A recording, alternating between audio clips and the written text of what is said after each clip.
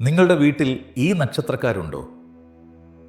എങ്കിൽ ആ വീട്ടിൽ എപ്പോഴും ഐശ്വര്യമായിരിക്കും. സ്വന്തം സന്തോഷത്തേക്കാൾ കുടുംബത്തിൻ്റെ സമാധാനത്തിനും പുരോഗതിക്കും എപ്പോഴും മുൻഗണന നൽകുന്ന ചില നക്ഷത്രക്കാരുണ്ട്. ഏത് വലിയ പ്രതിസന്ധിയിലും കുടുംബത്തെ താങ്ങി നിർത്തുന്ന തൂണുകളായിരിക്കും ഇവർ.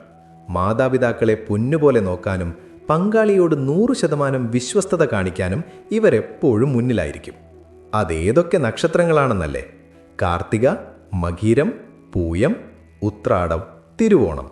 ഇതിൽ തന്നെ പൂയം നക്ഷത്രക്കാരെ നക്ഷത്രങ്ങളിലെ രാജാവ് എന്നാണ് വിളിക്കുന്നത്. ഇവരുടെയൊക്കെ ഒരു സാന്നിധ്യം തന്നെ മറ്റുള്ളവർക്ക് വലിയൊരു തണലാണ്. ആ വീടിനൊരു സുരക്ഷാ കവചമാണ്.